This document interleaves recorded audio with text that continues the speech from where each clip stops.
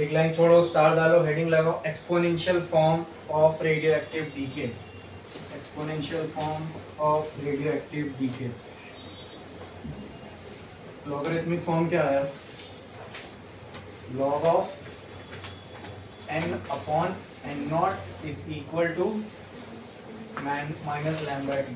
ठीक है, अब ये l लॉग उधर जाएगा तो e हो जाएगा, एक्सपोनेंट बन जाएगा, पता है, प्लस वहां जाता है माइनस होता है, डिवाइड वहां जाता है मल्टीप्लाई होता है, इसी लॉग वहां जाता है तो लॉग का साइड चेंज करने पे क्या होता है? एक्सपोनेंट हो जाता है। क्या हो जाता है? एक्सपोनेंट। ठीक है, exponent is inverse of log, ये दोनों एक दूसरे के इनवर्स है। तो ये इधर एक्सपोनेंट आ जाएगा तो वो दोनों इसके पावर में चली जाएगी, माइनस लैम्डा टी। क्लियर है? आप मुझे बताओ n किसके बराबर हो जाएगा? n not e minus lambda t. बोलो क्लियर है? हाँ, where what is n not? Initial number of nuclear. What is n? Number of nuclear left undecayed. What is lambda? Decay constant. तीनों भी लिखना है कौन क्या है, ये एक्सपोनेंशियल फॉर्म है। एक्सपोनेंशियल फॉर्म लिखो जल्दी।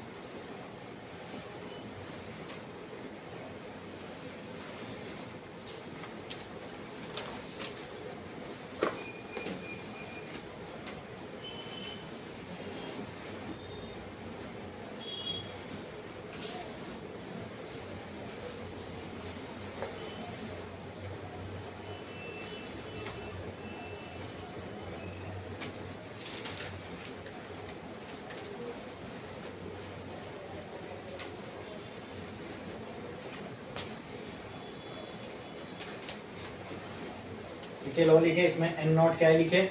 n नॉट हमने क्या माना था? t इक्वल टू 0 पे जितने न्यूक्लियस है उसको हमने n नॉट माना था। ठीक है, तो वो गई इनिशियल नंबर ऑफ न्यूक्लियर।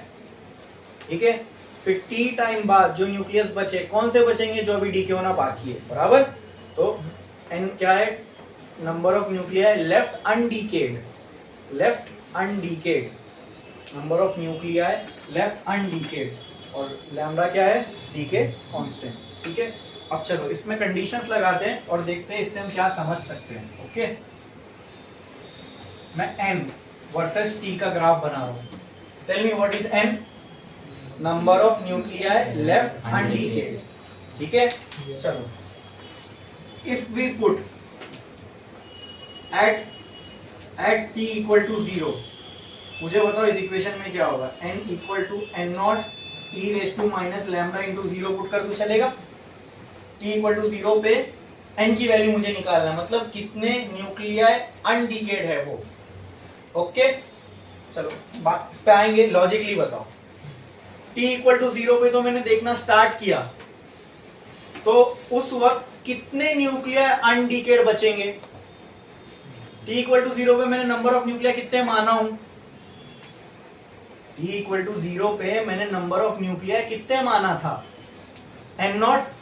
ठीक है, ये सारे के सारे अनडीकेड है, तो मुझे बताओ number of nuclear undecayed at t equal to 0 कितने होंगे? n नॉट के बराबर। देखते हैं फॉर्मूला वही देता है क्या। ये 0 है, 0 मल्टीप्लाई बाय दिस इज 0, तो पूरा ऊपर क्या आ जाएगा? 0। तो कहना है राइट, कहना है right, n is equal to n not e raise to 0 minus 0 जैसा कुछ नहीं होता ना, e रेज टू 0। ठीक है, तो क्या एनीथिंग रेज टू 0 इज 1, तो कहना right n is equal to n not. क्या यही हमने लॉजिकली सोचे थे? t इक्वल टू 0 पे n number of nuclear left undecayed initial number of nuclear के बराबर होनी चाहिए। कुछ टाइम आपने गुजरने दिया, तब कुछ टाइम आपने गुजरने दिया तो number of nuclear which are left undecayed बढ़ेंगे कि कम होंगे? n क्या था? Number of nuclear left undecayed. कुछ टाइम बाद अनडीकेड न्यूक्लियर कम रहेंगे कि ज्यादा रहेंगे? भाई रेडियो एक्टिविटी का मतलब क्या है? न्यूक्लियस का डीके होना। टाइम के साथ न्यूक्लियस डीके होगा, तो कुछ टाइम बाद जो न्यूक्लियर डीके होना बाकी है वो बड़े मिलेंगे कि कम मिलेंगे? कम मिलेंगे ना, क्योंकि कुछ डीके हो चुके होंगे। क्लियर है? क्लियर है? तो आप मुझे ये बताओ कि आखिरी सारे के सारे न्यूक्लियाई डीके कब हो जाएंगे, कितने टाइम बाद? इनफाइनाइट टाइम बाद। मतलब इनफाइनाइट टाइम बाद number of nuclear left undecayed should be 0। मतलब ये n की वैल्यू क्या आनी चाहिए, तब मैं बोल सकता हूँ पूरा न्यूक्लियस डीके हो गया। अब इस एलिमेंट से हमें कोई खतरा नहीं है, अब ये स्टेबल हो गया। भाई डीके कर क्यों रहा है? स्टेबल होने के लिए। जब सारे डीके हो जाएंगे तो पूरा एलिमेंट स्टेबल हो जाएगा। बोलो क्लियर है? तो कहना है राइट। चलो चेक करते हैं। तो वही हमने देखा कि n की वैल्यू 0 इन्फिनिटी पे आ रही है। चलो चेक करके देखते हैं। At t equal to infinity, ठीक है, तो इसको मैं ऐसा लिख सकता हूँ कि n is equal to n not e raise to minus lambda t की जगह इन्फिनिटी। हाँ बोलो पक्का? ठीक है।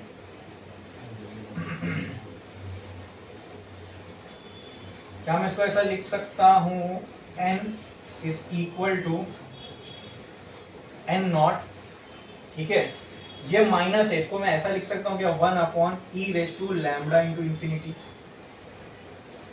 बोलो हाँ, या वैसा भी समझ में आया और आसान करता हूं इसको। n not e raise to minus infinity को पहले लिखू, लैम्डा बाद में लिखू, चलेगा? कहना right this as n is equals to n not e raise to infinity की जगह मैं 1 अपॉन 0 लिख दूं, चलेगा? हाँ, इंटू लैम्डा। बोलो क्लियर है? बोलो क्लियर है? समझ में आया? कोई डाउट है इसके अंदर? बोलो। ठीक है। n is equal to n not, ये माइनस है, ठीक है, इसके बदले में इसको ऐसा लिख दूं, चलेगा? e रेस टू 1/0, ठीक है, मतलब इंफिनिटी, ठीक है, into lambda. Infinity multiply by infinity क्या हो जाएगा? बोलो। n is equal to n not into 1 upon e raise to infinity. Anything raise to infinity is also infinity, बराबर?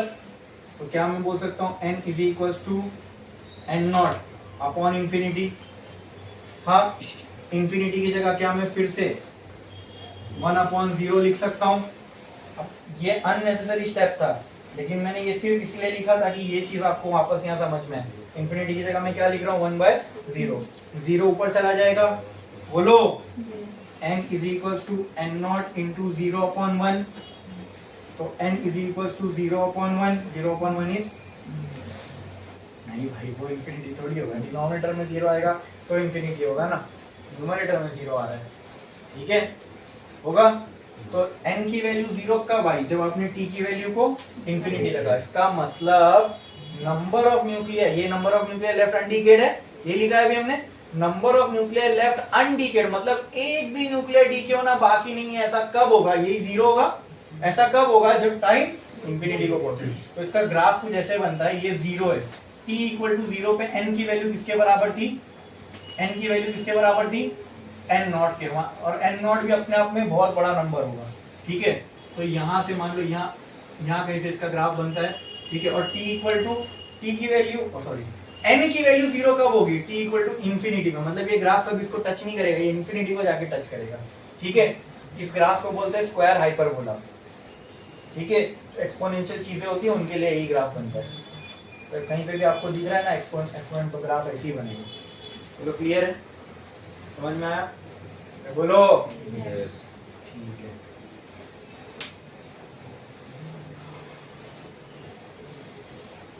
सब एक लाइन छोड़ो, स्टार डालो और लिखो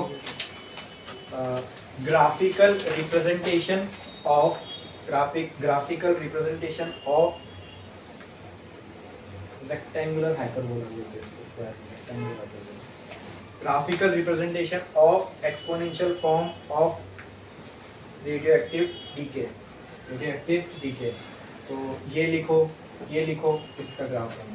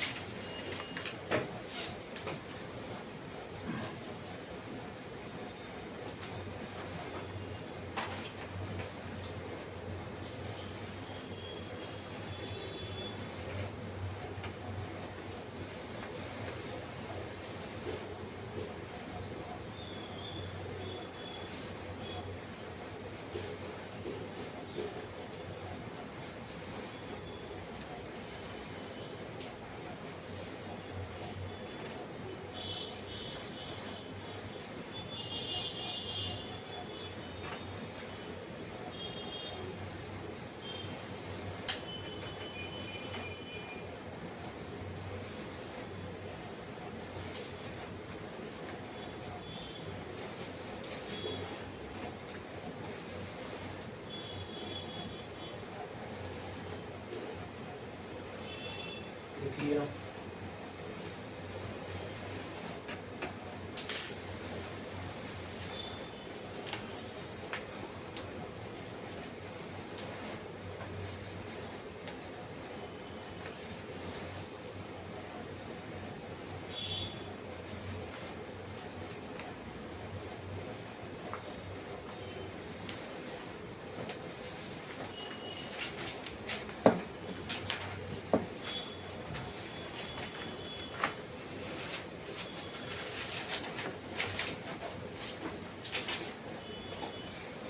बहुत सारी चीज़ों का नेचुरली अकरिंग ग्राफ ऐसे होता है, इसीलिए हम इसे नेचुरल लॉ बोलते हैं।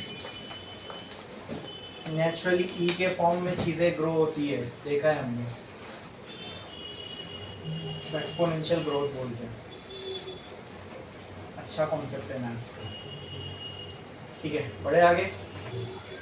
Now tell me what do you understand by the word activity of a nucleus. अगर मैं बोलूं न्यूक्लियस एक्टिविटी कर रहा है, इसका मतलब न्यूक्लियस क्या कर रहा है।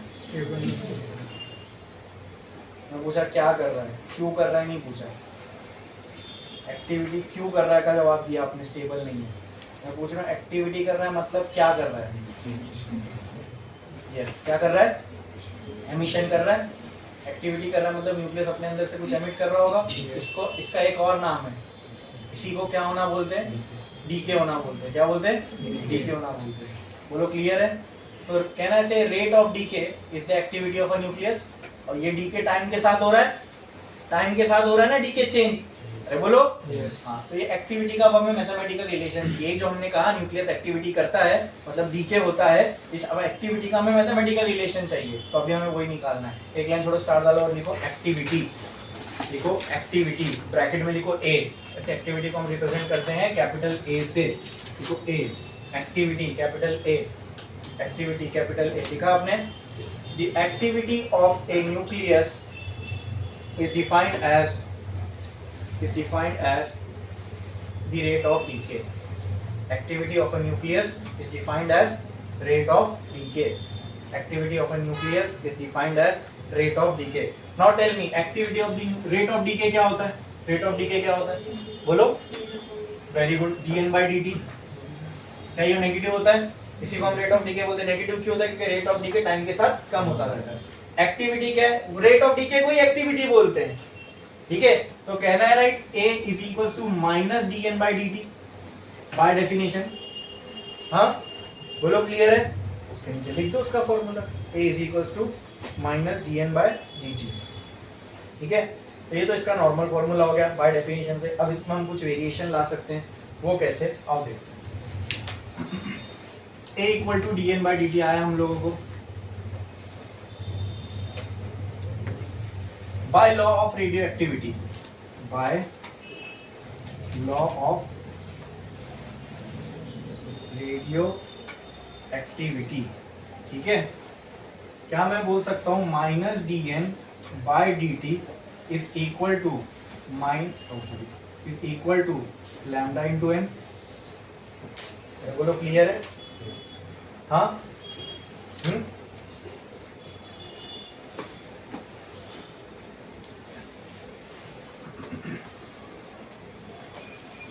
और इसकी जगह पे, ठीक है, D N by D T की जगह पे अभी हमने ऊपर देखा कि minus D N by D T is equal to ए।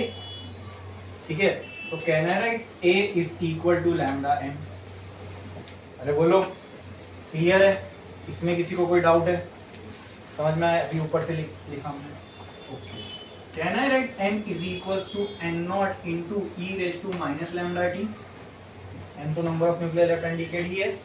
अरे बोलो, तो कहना है right, formula for activity as lambda N not into E raise to minus lambda by T. बोलो क्लियर है। इसमें कोई डाउट है?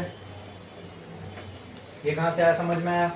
कुछ भी डाउट है इसके अंदर तो पूछो, है क्या कोई डाउट? और आगे बढ़ूं?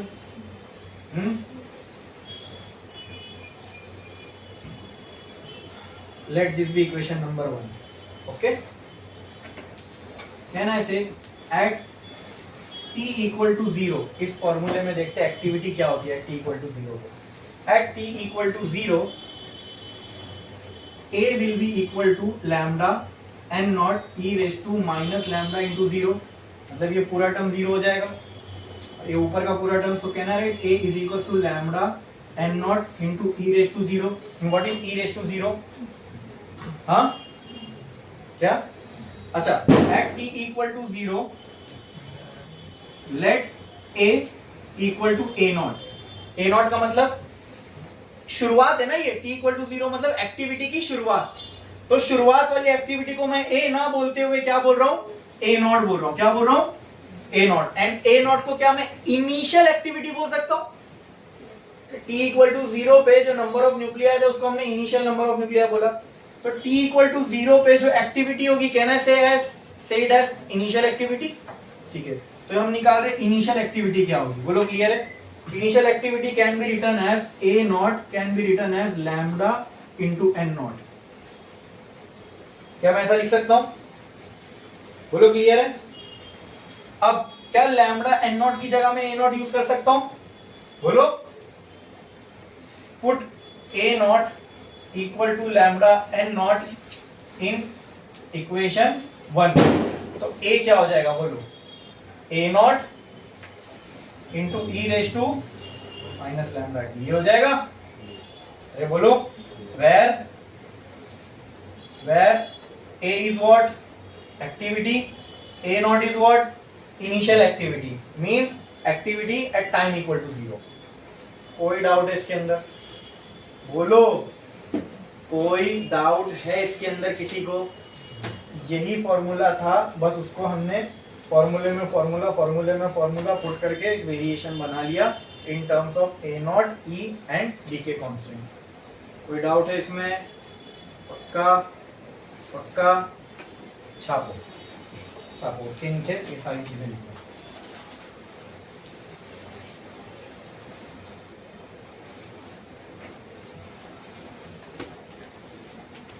इसके बाद ये आएगा, ठीक है, ये पूरा फील्ड।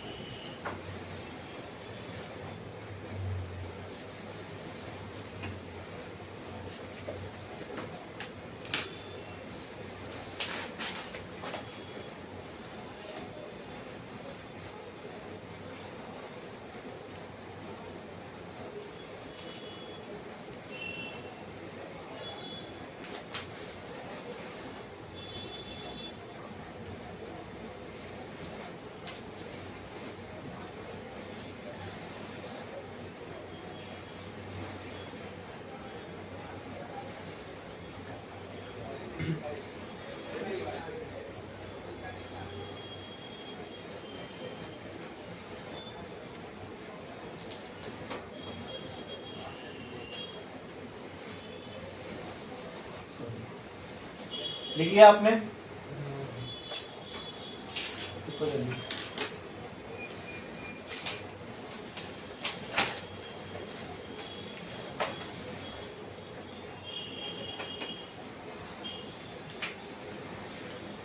गई एक्टिविटी लिख ली। अब लिखो unit of activity. Unit of activity थोड़ी सी इसकी पेचीदा यूनिट है, इसके लिए unit of activity first unit है इसकी 1 becquerel, BACEQUREL, BECQUREL, 1 becquerel, BQ 1 becquerel is equal to 1 DK per second, 1 DK per second, यानी 1 सेकेंड में 1 डीके होगा। ठीक है, अब उसके नीचे लिखो another unit 1 rutherford, 1 rutherford is equal to 10⁶ decay per second, 10⁶ decay per second. इसका मतलब ये 10⁶ बैक्यूरल भी होगा, ठीक है। तो इक्वल टू डाल के लिख दो 10⁶ becquerel, 1 Rutherford equal to 1 RD is equal to 10⁶ BQ। Clear. Third unit 1 curie, 1 curie becquerel curie, इनका रेडियो एक्टिविटी में बहुत बड़ा हाथ था, और रुदरफोर्ड का तो पूरा जिसम ही था, क्योंकि वो चाचा ने तो न्यूक्लियस की खोज की ना, वरना बाकी लोग क्या कर पाते।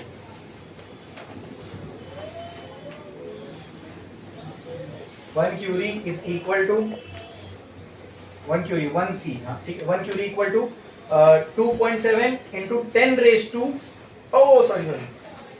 1 curie is equal to 3.7 into 10 decay per second, 10 decay per second. और इसको बैक्यूरल में करेंगे तो इतना ही आएगा, 1 डीके पर सेकेंड 1 बैक्यूरल होता है। तो 1 curie equal to 3.7 into 10 Becquerel. वो टेक्स्ट बुक में भी है क्या?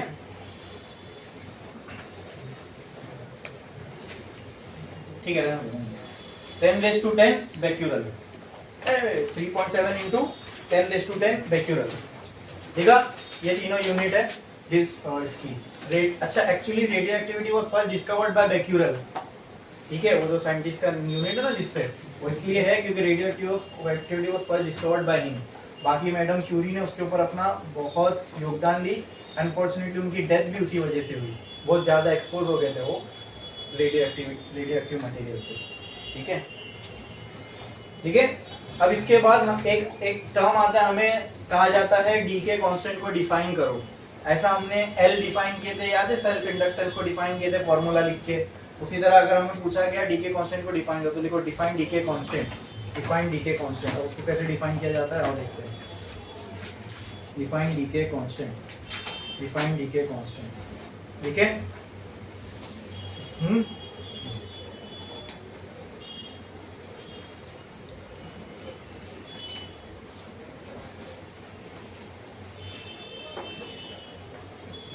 हमारे पास ये फॉर्मूला है, चेक करो। n is equal to n not e raise to minus lambda into t, ठीक है। इफ अगर मैं t की वैल्यू 1 बाय लैम्डा रखूं तो देखते क्या होता है। मुझे डीके कांस्टेंट डिफाइन करना है ना, ठीक है। तो यहाँ पे डीके कांस्टेंट एक ही, अगर मैं डीके टी की जगह 1 बाय लैम्डा रखूं तो देखते क्या होता है। ओके, चलो देखते हैं। n equal number of nuclear left undecayed कितना आता है, चेक करते हैं। n not will be equal to e raise to minus lambda into 1 by lambda, lambda lambda cancel. n equal to क्या बचेगा, n not into e raise to minus 1, कहना right. n is equal to n not upon e raise to 1, e raise to 1 मतलब e की value क्या होती है, इसको e पता है क्या है, हाँ एक्चुअली में e क्या है पता है, इसको ऑयलर्स नंबर बोलते हैं। कि e नाम उसको इससे ही पढ़ा है, इसको हम ये लिखते हैं ना मैथ्स में, ठीक है। यूलर बोलो, ऑयलर बोलो, ठीक है, इसको ऑयलर्स नंबर बोलते हैं। इसकी भी एक कांस्टेंट वैल्यू है, ठीक है।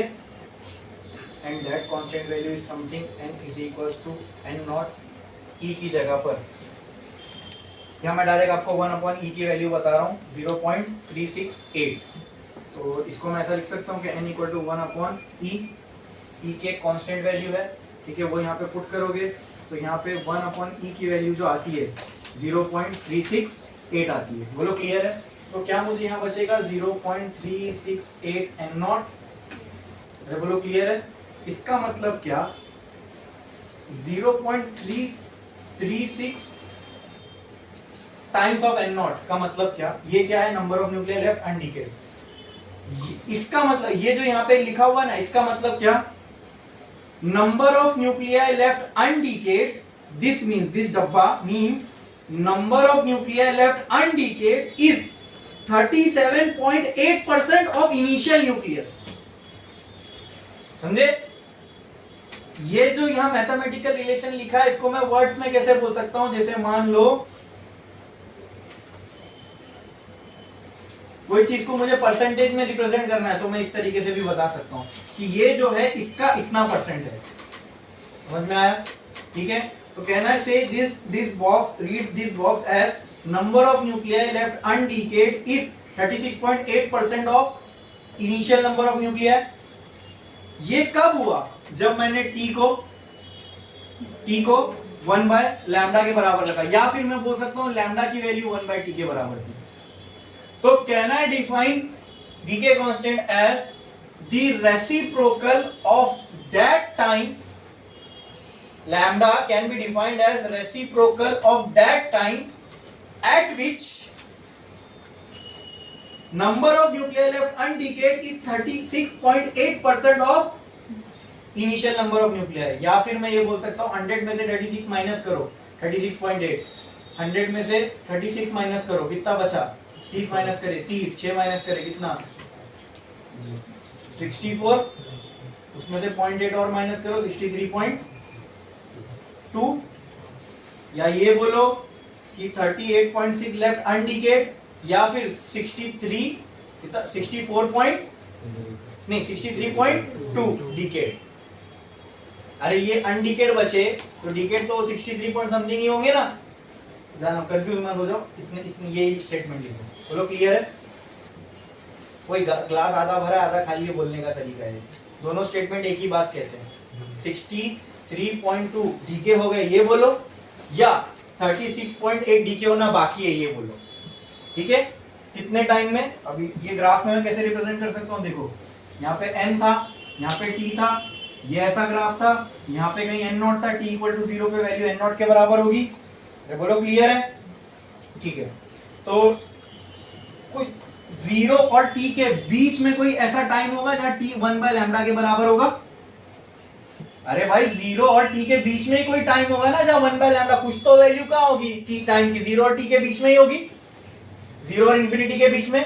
हाँ, इस टाइम पे n की वैल्यू कितनी है? बोलो, इस टाइम पे n की वैल्यू 0.368 n0 है। ये टाइम पे ये n0 की वैल्यू, समझ में? ग्राफ में कुछ ऐसा दिखेगा, समझे? बोलो ठीक है। तो पहले ये छापो, फिर उसके बाद हम इसको डिफाइन करते हैं। पहले छापो फिर इसको डिफाइन।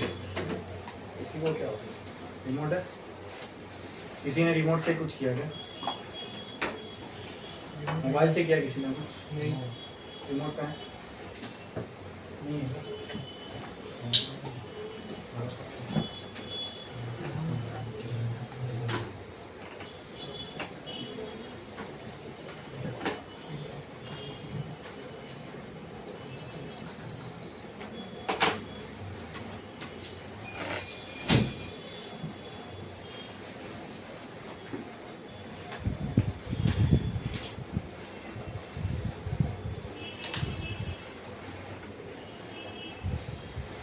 ये लिखे ना, ए क्या है, ए नॉट क्या है, ए क्या है, ए नॉट क्या है?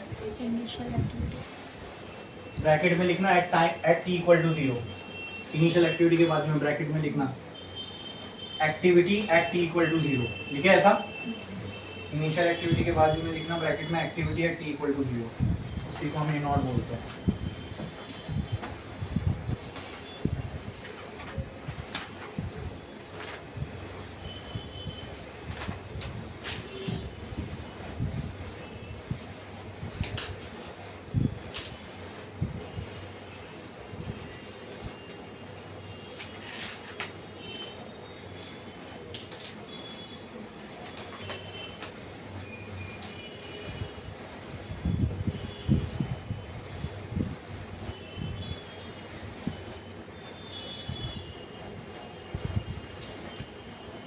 क्या आपने?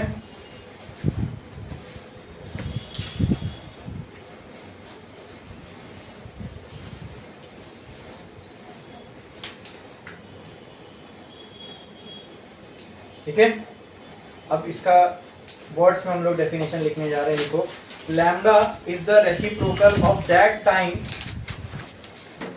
या रुको, lambda can be defined as, ऐसा लिखो, lambda can be defined as, lambda can be defined as reciprocal of that time, lambda can be defined as reciprocal of that time in which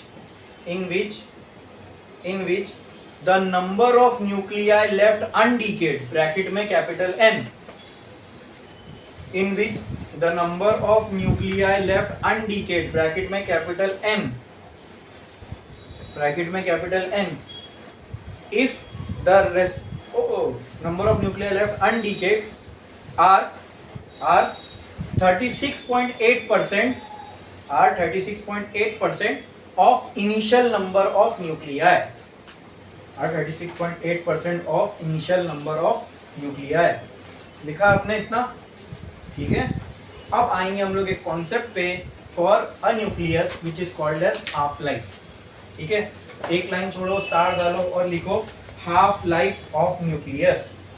half life of nucleus, half life of nucleus. Bracket में लिखो T1/2. ठीक है, T1/2 half life of nucleus, T1/2 half life of nucleus. Clear? इसका पहले definition लिखो.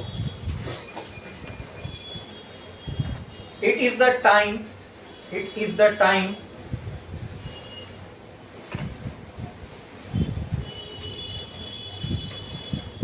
in which half of the nucleus is decayed and other half remains undecayed.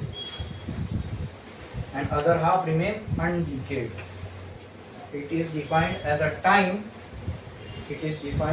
time in which half of the nucleus is decayed and half of the nuclei लिखे ना, half of the nuclei is decayed and other half remains undecayed. मान लो आपने एक sample लेके आए किसी material का जो अनस्टेबल था, ठीक है, उसके अगर पूरे आधे के, जैसे मान लो उसके अंदर अगर 1 करोड़ न्यूक्लियाई है, तो हाफ लाइफ का मतलब क्या कि मैंने कुछ टाइम दिया उनको डीके होने के लिए. मान लो 50 साल बाद इसके 50 लाख न्यूक्लियस डीके हो गए और बाकी 50 लाख बच गए, बराबर आधा डीके हुआ और आधा बच गया. तो ये 50 साल मेरे लिए क्या हुआ? Half life of that nucleus. बोलो क्लियर है? उस मटेरियल की हाफ लाइफ क्या हो गई? 50 साल. क्लियर? हाफ लाइफ क्या है? टाइम है. टाइम क्या है? तो कौन सा टाइम है? ये वो टाइम बताता है जिस टाइम के अंदर न्यूक्लियस आधा डीके होगा और बाकी आधा बचा रहेगा. बोलो क्लियर? बोलो क्लियर? बोलो क्लियर?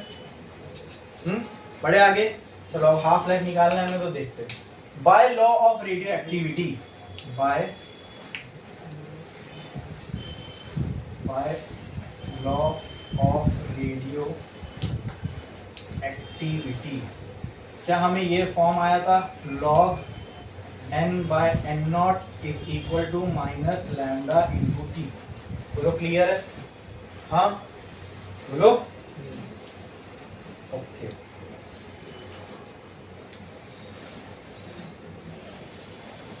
अगर मैं हाफ लाइफ क्या टी है, ठीक है, if t is equal to half life, तो हाफ लाइफ में number of nuclei left undecayed कितना होना चाहिए? जितने भी पहले थे उसके आधे. पहले कितने थे? n0, उसके आधे. समझ में आया ये? At t equal to half life, number of nuclei left undecayed should be exactly half of what was initial. Right? समझा? पक्का? ठीक है. तो अगर मैं इस फॉर्मूले में हाफ पुट करूं, T1/2 पुट करूं, तो n की जगह क्या पुट करना पड़ेगा? बोलो. इस फॉर्मूले में, ठीक है, इसको अल्टी करता हूं, माइनस लैम्डा T1/2. बोलो क्लियर है? इज इक्वल टू लॉग, चलो अभी नहीं लिखता हूं, लॉग n/n0. ठीक है, ये स्टेटमेंट को देखो और आप मुझे बताओ, अगर मैं t की जगह हाफ लाइफ पुट करता हूं, तो हाफ लाइफ, अगर टाइम हाफ लाइफ के बराबर हो गया, तो number of nuclear left undecayed किसके बराबर हो जाएगा? n/2 के, और n0/2 के बराबर, और n0 तो साथ में ऐसे ही रहा. अरे बोलो क्लियर है? ये n0 कैंसिल. ठीक है, तो कहना है minus lambda half life is equal to log 1/2। हाँ बोलो, log of 1/2। Can I write this as minus lambda half life is equal to log of 2⁻⁻1। 1/2 को मैं 2⁻⁻1 लिख सकता हूं, बोलो। हाँ, अब log की प्रॉपर्टी है, अगर इसके बाजू में कोई पावर में तो आगे आ जाता है। Can I write minus lambda t of half life is equal to minus log of 2। ये minus cancel. Lambda can be written as half life into log of 2। log of 2 की आप मोबाइल में अगर वैल्यू निकालोगे, constant है तो वो something आती है t half life is equal to 0.693। ठीक है, तो हाफ लाइफ अगर मुझे किसी भी एलिमेंट के लिए निकालना है तो वो क्या हो जाएगी 693 बाय लैम्डा। अब जरा हाफ लाइफ के फॉर्मूले को गौर से देखो, किसी भी एलिमेंट की अगर हाफ लाइफ निकालना है तो आपको उस एलिमेंट का डीके कांस्टेंट मालूम होना चाहिए। डीके कांस्टेंट किस पे डिपेंड करता है? एलिमेंट पे। किस पे? मतलब हाफ लाइफ भी किस पे डिपेंड करेगी? एलिमेंट पे। एन पे, एन नॉट पे डिपेंड कर रही है क्या? नहीं। मतलब किसी मटेरियल में अगर कम न्यूक्लियस है तो आप ये नहीं बोल सकते वो जल्दी डीके हो जाएगा, उसकी हाफ लाइफ कम होगी, समझे। और अगर किसी में ज्यादा न्यूक्लियस है तो आप ये नहीं बोल सकते इसकी हाफ लाइफ बहुत ज्यादा होगी। मतलब ये डिपेंड ही नहीं करी नंबर ऑफ न्यूक्लियस पे, समझे। ये डिपेंड करती है एलिमेंट पे, एलिमेंट टू एलिमेंट चेंज होगी। ठीक है, समझ में? एलिमेंट चेंज तो उसकी हाफ लाइफ चेंज होगी। हाफ लाइफ का मतलब क्या? अगर पहले एन नॉट थे तो हाफ लाइफ बाद एन नॉट बाय 2 बचेंगे। अभी एन नॉट बाय 2 बचे हैं हाफ लाइफ के बाद। ठीक है, अब अगली हाफ लाइफ में कितने बचेंगे? N naught by 2 half life अब यहां से शुरू हुई ना एन नॉट बाय 2 से, तो अगली हाफ लाइफ में कितने? एन नॉट बाय 2 का भी आधा, तो कितने बचेंगे? N naught by 4। अगली हाफ लाइफ, अब अगली हाफ लाइफ कहां से शुरू होगी? एन नॉट बाय 4 से, तो उसके एंड में कितने बचेंगे? N naught by 8। फिर अगली हाफ लाइफ कहां से शुरू होगी? एन नॉट बाय 8 से, तो उस खत्म कहां होगी? N naught by 16। तो अब मैं बोलूं, बताओ पूरा डीके होने आधे का आधा करते जाओगे तो ऐसा कभी आप 0 पे पहुंच पाओगे? ये तो हमने पहले भी करके देख चुके, कभी पहुंच पाओगे नहीं। इसीलिए हमने पहले ही देखा था ना कि n इक्वल टू 0 कब होगा, यानी पूरा डीके कब होगा? ये इंफिनिटी को कब होगा? समझे? पहले ये लिखो, फिर वो फॉर्मूला भी लिखेंगे हम लोग। ठीक है, एक जनरल फॉर्मूला बनाएंगे। अगर मैं आपको बोलूं कि मान लो 10 हाफ लाइफ बाद कोई एलिमेंट कितना डीके होगा, तो उसके लिए हमारे पास एक फॉर्मूला होना चाहिए। ठीक है, वो हम बनाएंगे।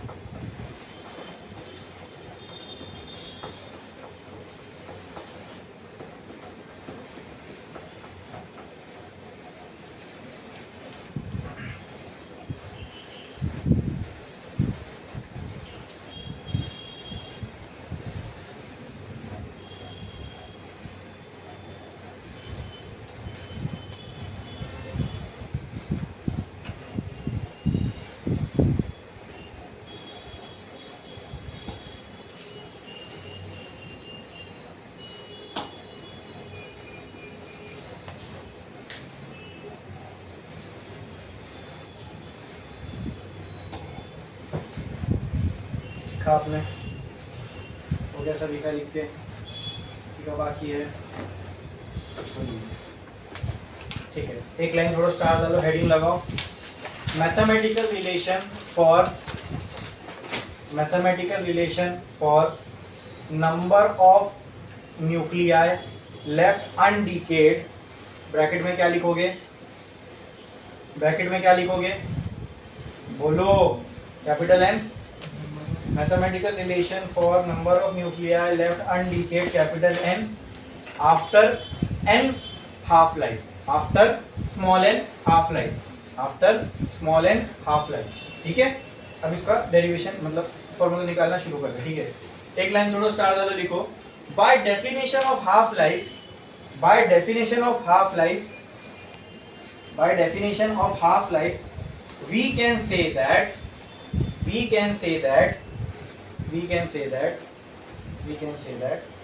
next line में लिखो, we can say that number of nuclei left undecayed, number of nuclei left undecayed after one half life, after one half life, after one half life. देखो क्या लिखा मैंने, number of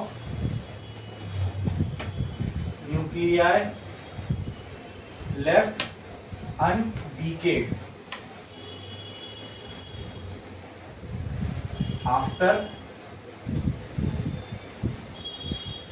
one half life is equal to n/2.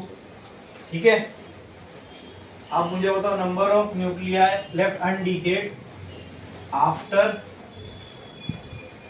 2 half life कितना हो जाएगा, n0/2 divide by 2, ये ऊपर जाएगा है ना. अरे बोलो, तो यहाँ नहीं करता हूँ मैं, n0/2 डिवाइड बाय 2 इंटू 1/2, तो क्या हो जाएगा ये, यहाँ करता हूँ n0/2 इंटू 1/2, तो क्या हो जाएगा ये n0/4. बोलो क्लियर है. तो क्या आया इसका answer, n0/2 divided by 2 simply क्या आ रहा है, n0/4 आ रहा है. बोलो क्लियर है. अब मुझे बताओ number of nuclei left undecayed after 3 half life, तो n0/4 का भी आधा, वो कितना आ जाएगा, n0/8. अरे बोलो क्लियर है. या फिर सिंपल आप ऐसा कर दो, ये नहीं समझ में आ रहा है, तो n0/2 इंटू हाफ कितना हो जाएगा ये, n0/4. थर्ड हाफ लाइफ के बाद n0/4 इंटू हाफ, तो कितना हो जाएगा, n0/8. Number of nuclei left after 4 half life कितना हो जाएगा, n0/8 इंटू हाफ, तो कितना हो जाएगा, n0/16. Number of nuclei left after 5 half life कितना हो जाएगा, n0/16 इंटू हाफ, तो कितना हो जाएगा, n0/32. तो by observing the above pattern, ठीक है, can I say that number of nuclei after n half life is equal to, देखो नहीं इसको देखते जाओ, एन सब में ऊपर n0 ही है, हाँ n0 ही है, और ये क्या है 2 की पावर 2. पैटर्न पकड़ो, देखो मैं आपको एक जनरल फॉर्मूला देना चाह रहा हूं, पैटर्न पकड़ो. n0 है सब में ऊपर, सब इसमें भी ऊपर n0 है, इसमें भी ऊपर n0 है, इसमें भी ऊपर n0 है. बोलो क्लियर है. हाँ, क्या ये 2 की पावर 2 है, क्या ये 2 की पावर 4 है, 3 है, क्या ये 2 की पावर 4 है, क्या ये 2 की पावर 5 है. पैटर्न मिल रहा है, पैटर्न मिल रहा है. मतलब 3 अगर यहाँ, क्या ये n0/2 की पावर 1 है, तो 1 हाफ लाइफ तो 2 की पावर 1, 2 हाफ लाइफ तो 2 की पावर 2, 3 हाफ लाइफ 2 की पावर 3, 4 हाफ लाइफ 2 की पावर 4, 5 हाफ लाइफ 2 की पावर 5, तो n हाफ लाइफ होगी, तो आ गया formula for n half life. अगर आपको कोई मटेरियल दिया, बोला इसकी 10 हाफ लाइफ बाद कितना न्यूक्लियस बचेगा अनडिकेड, तो कुछ मत करो, 10 यहाँ पुट कर दो, 2/10. ठीक है, बड़ा नंबर आएगा 2/10. ठीक है, मतलब 2 को 10 बार मल्टीप्लाई करो, जो भी नंबर आएगा उसको इनिशियल से डिवाइड किए, इनिशियल नंबर ऑफ न्यूक्लियाई मिलेगा. बोलो क्लियर है. आफ्टर एन लाओ, छापो छापो छापो छापो छापो.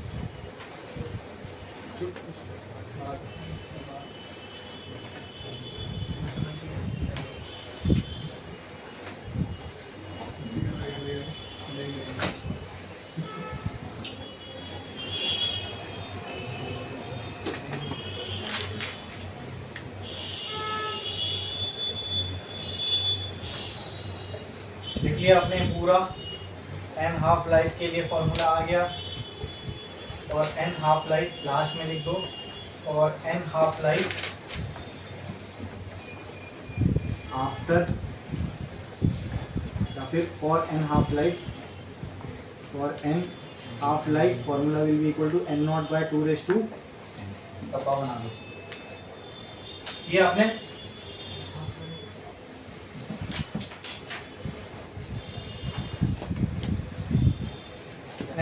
नेक्स्ट हाफ लाइफ हो गई। अब हम एवरेज लाइफ समझते हैं क्या है। किसी न्यूक्लियाई के लिए, न्यूक्लियर सैंपल के लिए हाफ लाइफ क्या होगी, ठीक है। ठीक है, तो स्टार डालो और लिखो, सॉरी हाफ लाइफ समझिए, एवरेज लाइफ देखो, average life of a nucleus, नहीं भाई तो बाद में भी किया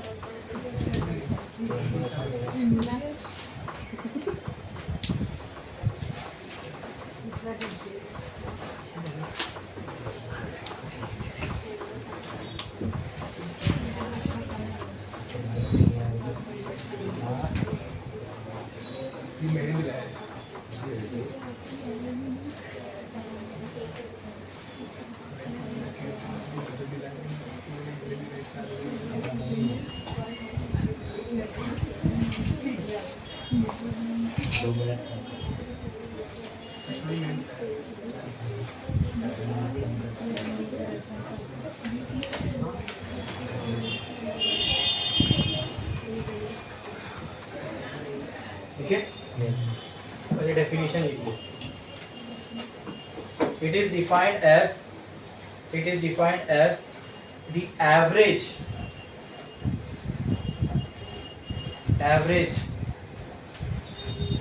of lives, average of life of all the nuclei in a sample, of all the nuclei in a sample।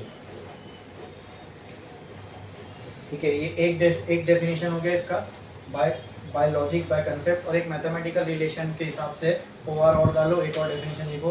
Average life is also defined as the reciprocal of decay constant, the reciprocal of decay constant, the reciprocal of decay constant,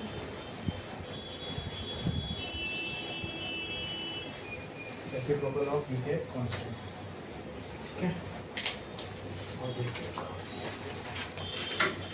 देखो एक half life थी, पहले चलो लिख लेते हैं by definition. Average life को हम लोग टाउ से रिप्रेजेंट करते हैं। टाउ इस मैथमेटिकली क्या होता है, 1/λ। हमने देखा लैम्डा बराबर, लैम्डा को जब हमने डिफाइन किया वो क्या था, 1/,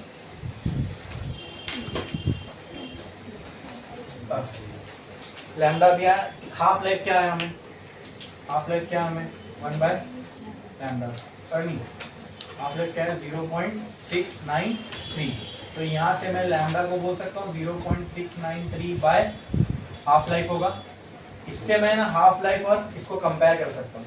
तो tau can be written as, tell me one, tau can be written as, उल्टा कर दूं, हाँ, 1 into half life divided by, half life divided by 0.693। ठीक है, tau is equal to 1/0.693 into half life, तो ये 1.44 समथिंग आता है, 1.44 into half life.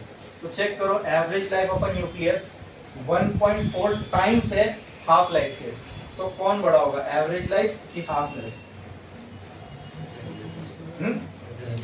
Average life half life को मल्टीप्लाई करके आ रही है कुछ, तो एवरेज लाइफ बड़ी होगी कि half life? Average life, simple सी बात है भाई। एवरेज लाइफ का मतलब क्या, पूरी लाइफ टाइम का आप एवरेज एक निकाल दो, ठीक है, तो बड़ा ही मिलेगा। इंफिनिटी का एवरेज निकालोगे तो इनफाइनाइट ही होगा, सिंपल सी बात। और वो हाफ लाइफ तो एक पर्टिकुलर नंबर है, इंफिनिटी उससे तो ज्यादा ही होगा। बोलो क्लियर, समझ में आया? अब एवरेज हाफ लाइफ का मतलब, एवरेज लाइफ का मतलब क्या, पूरा न्यूक्लियस डीके होने में, जैसे मान लो एक न्यूक्लियस डीके हुआ एक दिन में, दूसरा हुआ 2 दिन में, तीसरा हुआ 4 दिन में, तो इसका एवरेज निकालोगे तो दिन divide by number of nucleus decay, वो एक एवरेज निकलेगा।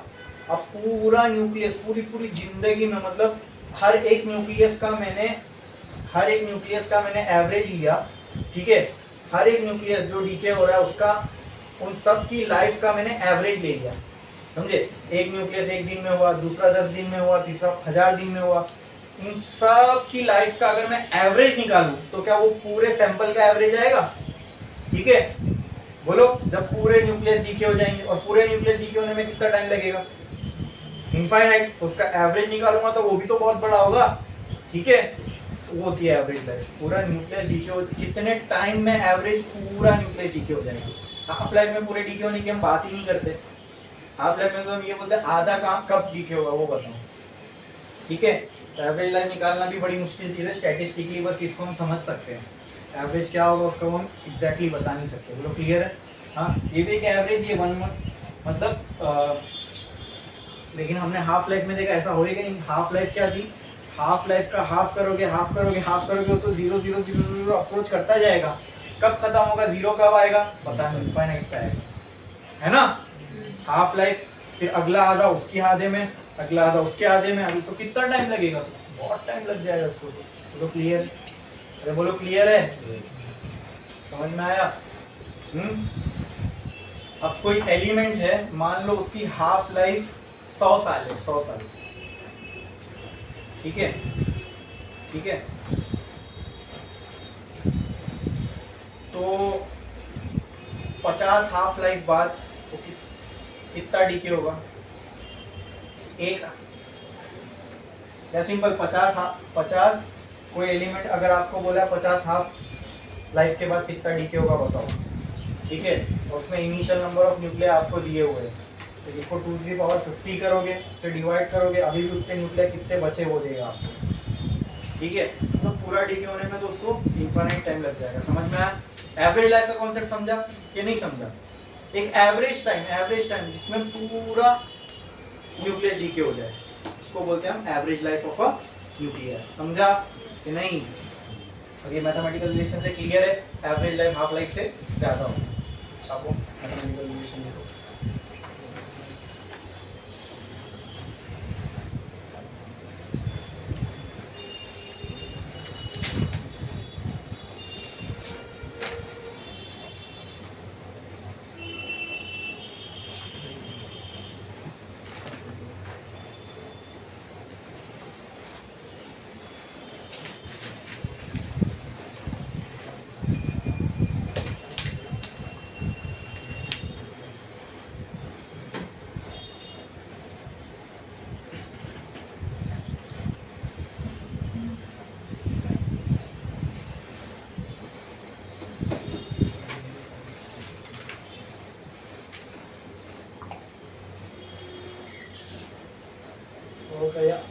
क्या हो गया?